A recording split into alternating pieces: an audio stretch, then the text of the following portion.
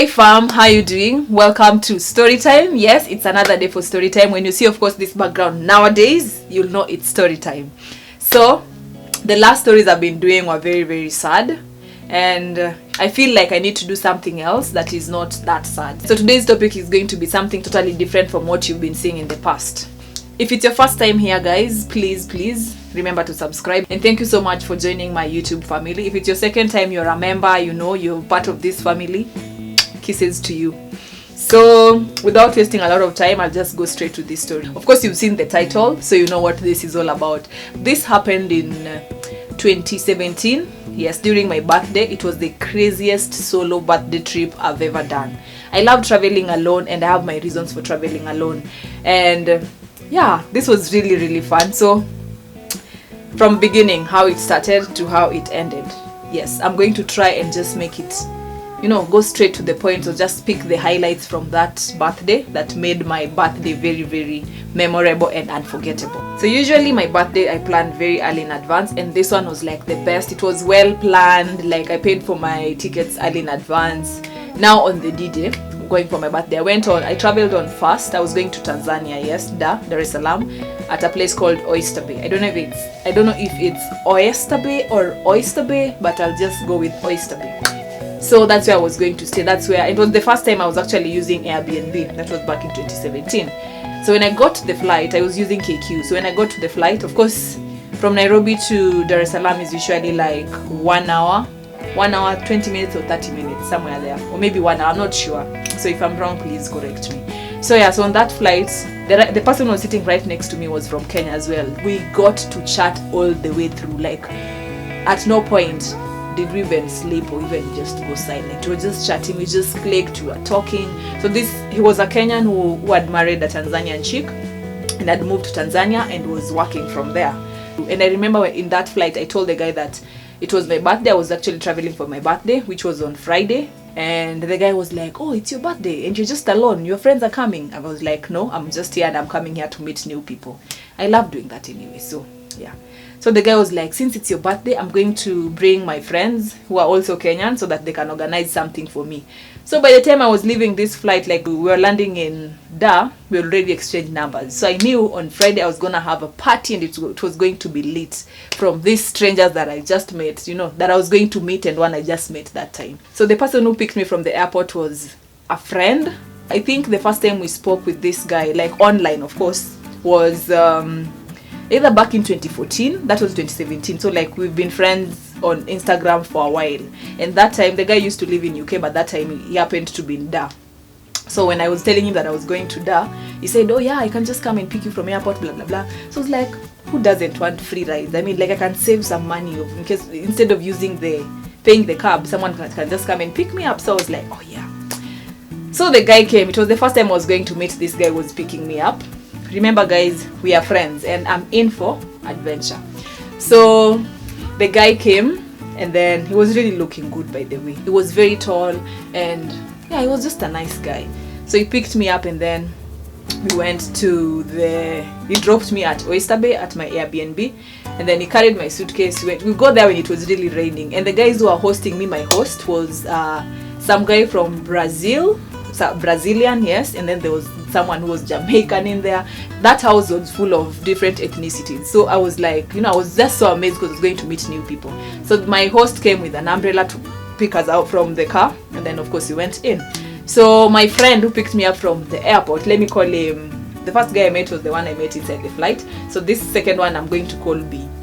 So B, of course, when we went inside the house, I don't know if he was thinking that I was going to invite him to my room. I'm not sure.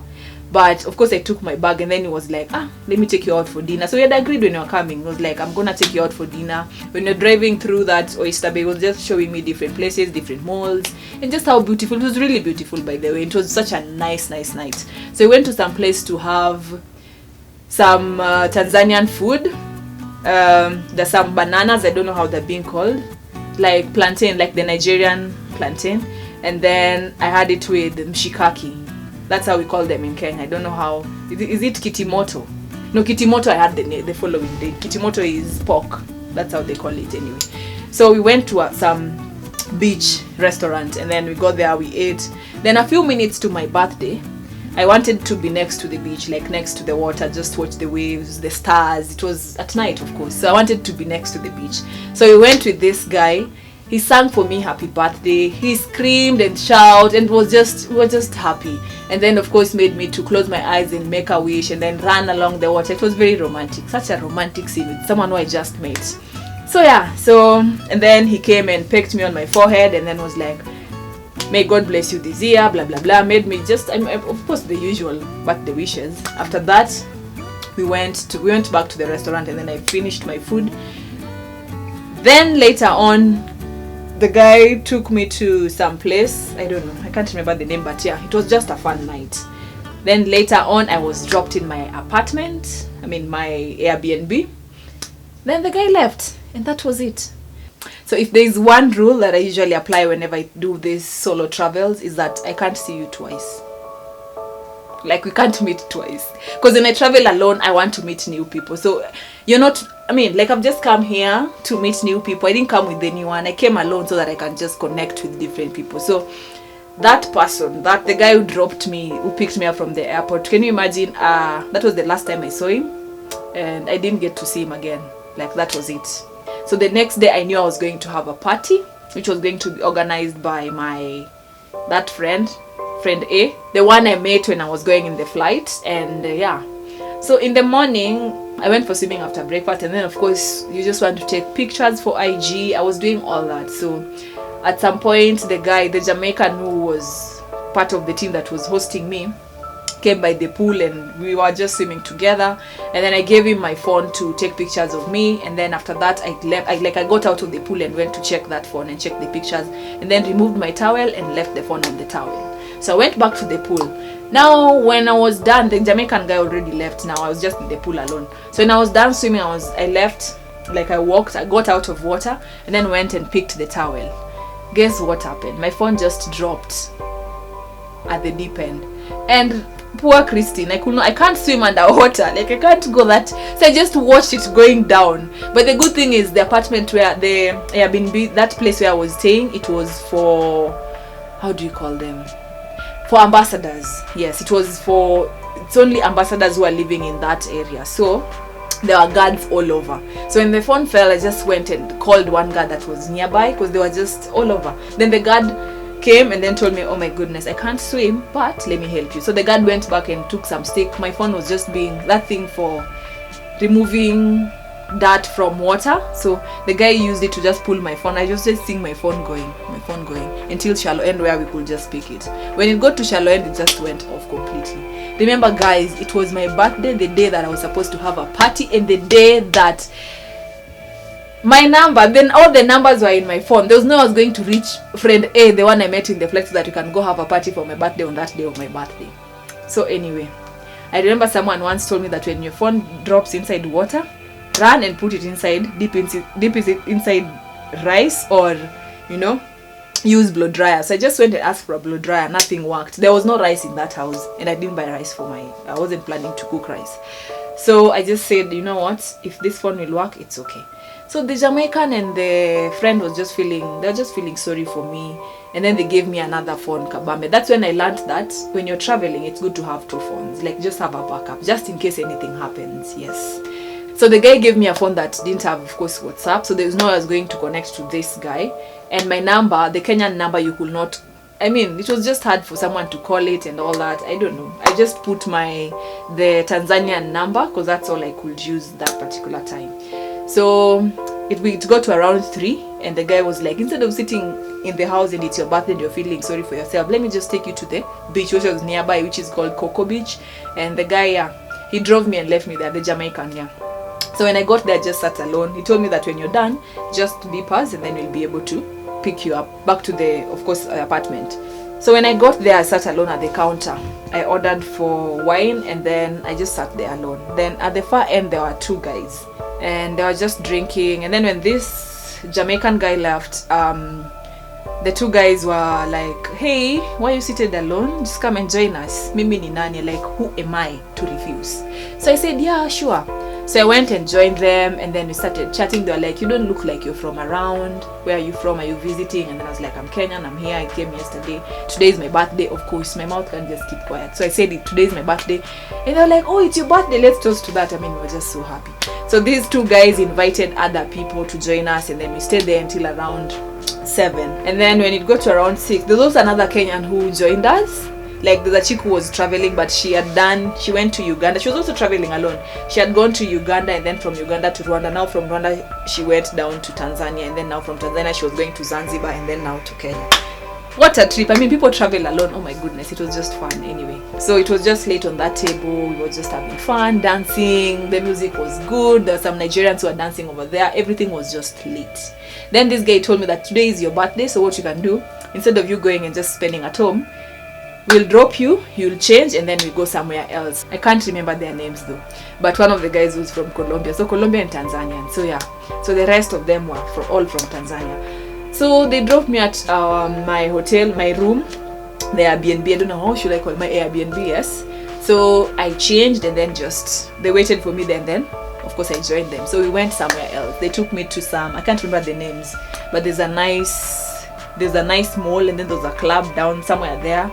And then that was now around 7. Can you imagine, guys? By 8 there was a lady coming in with a cake written happy birthday Christine, with the candles. Guys were singing. That like called all their friends. These guys threw a bash for me. We met at 3, and by 8 I was having a full party. Like, that birthday was just one of the amazing birthday I've ever had. But that is not the end of the story. Yeah, so let's continue.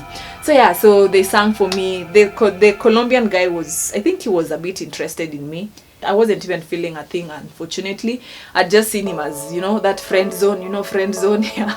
So that's what I thought. We were just friends, and yeah, it was just, let me not talk badly and say that I didn't ask for all these things. But yeah, anyway, they did that for me, and I really, really do appreciate it, and I thank them for that, because I really enjoyed the moment. So after the birthday, after the cake was cut, we left there and went to another club again. That club was lit. The music, the people, and then we had like a big table. We were so many. We had a big table, and then there were some guys who came in. Now this is where the drama started. There are some guys who came in, and these guys were looking good. On that table were only 2 chicks, me and some other chick. And now you see, when you're in a group full of men, of course, and you're just 2 chicks, of course you just have to click with the other chick, because you can talk about these men in a certain way, because there was no one who was dating any of these men in this group. So I just clicked with this chick who was also Tanzanian, who I met I think around 7, or came for my birthday. And yeah, we were just talking about how she wanted to come to Kenya, blah blah blah. There's so many things. And then when those hot guys came, we all noticed them, and then we're like, oh my goodness, these guys are looking good. Remember, we were in a table that was full of other men, and the ones who threw all this bash for me. And yeah, so I was like, does it make me a bad person to want to go and dance with those other people who just came? I don't know. But anyway, I didn't go and dance with them. So I was just looking at them and we were just talking about it. Then this guy from Colombia started catching feelings. So the Tanzanian came to me and told me that, hey, please don't dance with those people, because I think that the Colombian is, he wants to leave. I'm like, why? It's okay. The guy was like, no, he actually did this because of you, and blah blah blah. I'm like, okay, fine, let me keep my whatever to myself. So yeah, so I decided to just stay with them. Then later on, I was dropped at my apartment. Of course, the guy tried to just so many things, but unfortunately I wasn't there, so we were not on the same page. So yeah, I was dropped, and that was the end. No, it wasn't the end. Oh guys, I forgot to tell you the story the part whereby I told these guys that my phone had dropped in water, because I had that phone there, and they introduced me to someone from the local who could fix my phone, and I left my phone with that stranger, but took their number, and then I was able to pick it the next day. So my phone got fixed the next day. I was able to get it. Yes. Yeah, so these guys just came in. I had a bash. They helped me to fix my phone, and my phone was fixed. And the next day I had my phone. I paid the guy, and yeah, my phone was dropped in my Airbnb apartment. So yeah, so that day ended like that. I had such a lit birthday, and that was on Friday. So because these guys refused that I should not talk to those other hot guys that I saw, Christine Ninani, like the next day I decided to go back to this club, hoping to find these people that I saw. Shock on me. When I got there, the club was empty. Like, I don't know. I didn't know that there are days that people go to party and there are some days that people don't go to party. So when I went to this club, it was on a Saturday. My goodness, it was so empty. There were no people. I was like, oh God, why? Why now? But anyway, I got my bottle of wine as usual, and then it was on my table. There are some people who came to join later, and then I think at around midnight the place was packed. I think I just went early, but yeah, the place was packed again. And one thing I discovered is that sometimes there are some chicks who go out to party but they don't have money. They are depending on other people to buy them money, to buy them drinks, because I remember there's a chick who came and was just was standing somewhere next to me, and yeah, she was just dancing and not having a thing. And then I remember inviting her to my table. We became friends with her. Then we started drinking together, and then she started just pouring out her heart, what has happened, her job, her baby, just so many things. Anyway, there's so many things that happen in clubs. So at least I trusted this chick, and I could just leave her with my stuff. That was the second day on my birthday, Saturday now after my birthday. So a few minutes later, there are some nice people. I always call them nice and hot, and but there are some just good men who look like men, who are real men, They're, yeah, like they've gone to the gym, they're fully packed, Yeah, I'm sure if you're watching and you understand what I mean. So they came in, and then we started dancing. There was one, we were now going head to head, like someone getting on the floor and shaking and dancing and doing some b-boy. It was just fun. So there was one of them who looked really, really nice, and I liked the guy. And then apparently he came over there with the cousin. It was actually his first time visiting Da, and that was the first night. The cousin was working in Da, doing some project in Da, and him had just come to visit.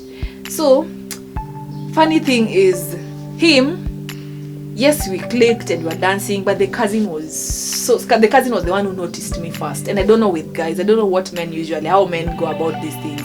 But since he was interested, but he wasn't the first one to notice me, he had to let the cousin now to pursue, like to proceed. So he was that gentleman enough, but me, I wasn't interested in the cousin, I was interested in him. So anyway, just know that night went well. The rest of the story, I think I woke up in the morning and I did walk of shame to my Airbnb apartment. So when I got to my apartment in the morning, we've gone to the next day. My host, they really wanted to take me somewhere. That was now the day, like now on Sunday afternoon, because they were going to be off. They were not working on that day. So they took me to some place, nice beach. And it was fun. We had some nice Italian food, Brazilian stuff. Like it was really, really nice. Then that day after, that was in the afternoon. And then later on I wanted to go for dinner, which I did. I dressed up and then went for dinner, came back home. It was just relaxing. On Monday, I was supposed to travel back to Nairobi. But before I traveled, there's something I was supposed to do in the morning. I think there's a place I was going to pick something. So the Jamaican decided to drop me there. But he told me before dropping me there, he was going to pick something from somewhere. So this Jamaican, he was just one crazy person. Jesus. Can you imagine? He started driving like at a high speed. I don't like people who love speed. I mean, like, it was so intense. Like, it was high on, of course, weed, and he was going to collect weed from some, can I say, slum area. And the way this guy was speeding, oh my god, I knew I was going to die. We were at 140, 161. It was just crazy. This guy was just crazy. I was like, why did I even get into this car? I would have just gone there by myself. So anyway, after all that was I felt, I don't know, it was just crazy. But at the end of it all, he said, you know what, I'm sorry, I just wanted to give you an experience. So on Monday came, and then I went back. Like, I got to the airport. I used an Uber that time. There was no one to drop me, so I had to spend some money. And yeah, I got to the airport and came back to Nairobi. That is it. Like, that's the end of this story. But I just feel like my birthday was really, really lit. And the Zimbabwe guy, the cousin, yes, we've been friends since then. Like, we've been friends. Like, there's a time he came to Kenya. Last year, 2018 he was in Kenya. 2019 he was in Kenya. We've been linking up. Yeah, we are friends, so it's such a good thing to meet new people. So thank you so much for watching. If you like this story, please thumbs up. If you haven't subscribed to my channel, kindly do. And until next story time, kisses.